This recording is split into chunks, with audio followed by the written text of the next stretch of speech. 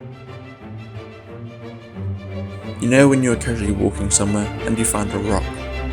You look at that rock and wonder, does it roll though? So you kick it forward and kick it again. Repeatedly kicking until you realise you have found something so great and revolutionary until your feet slip over it and you walk away leaving that rock, never to see it again. Well, on the 28th of January 2023, the Mars rover Curiosity made a discovery just like that. It was cruising through the Gale crater along Mount Sharp, which is roughly 140 million miles away from my house, and with fuel prices you won't see me driving there anytime soon. But as it was driving, kicking up the Martian dust, it noticed something quite peculiar on the road verge. A space rock, I could not believe my eyes. Roughly 1 foot wide and consisting mostly of iron and nickelback. It's not the first meteorite they've found either on the Curiosity mission, and most likely not going to be the last.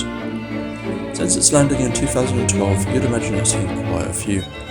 Go on. So here's some gorgeous metallic spectacles for your viewing pleasure. Shiny number 1 is a 7-foot behemoth. She is a sparkling lump of iron, and the first meteorite that Curiosity came across since arriving at the Red Planet. She enjoys long walks in the sand and mocha lattes.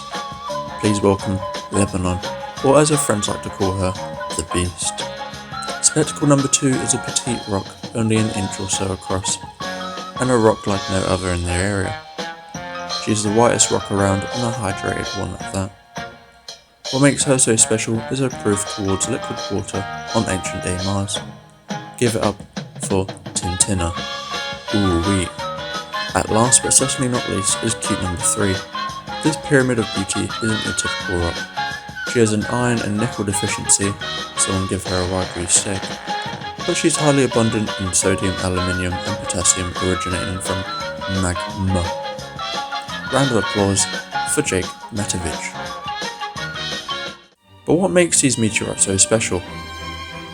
They are essentially time capsules, and even more so on Mars, as its teeny weeny atmosphere means that meteorites erode way slower than if we were observing a meteorite on Earth. So the meteorites we are observing on Mars could potentially date from the birth of the solar system, and shining spectacles like cacao can help give us insight to the conditions of our early solar system. Mars is also extremely abundant in meteorites because of its thin atmosphere, meaning they are less likely to burn up. On Earth, 90 to 95% of meteorites burn up before being able to touch the ground. But Mars only has 2% the atmosphere that Earth has, so you can imagine the space that's absolutely littered with tiny rocks. So I don't know about you, but I think we've done enough observation for today, and we can head back to the colony Opportunity. I think the main thing I've learnt today is you shouldn't build a glass house on Mars, or at least make sure the glass is reinforced, and especially don't leave scissors laying around in Martian soil. Matt Damon, what are you doing with them? Why did you bring them here? Oh no, they found us. Throw it! Get down!